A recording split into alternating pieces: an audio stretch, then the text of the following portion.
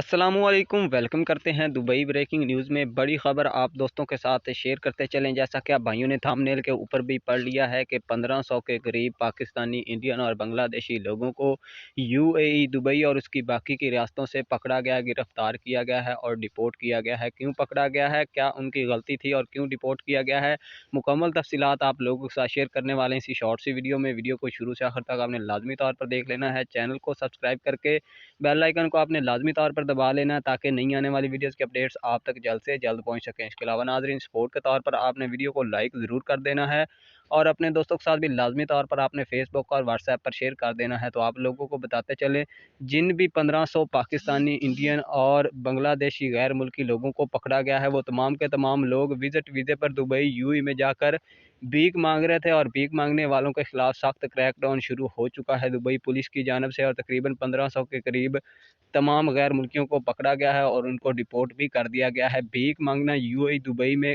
गैर कानूनी अमल है।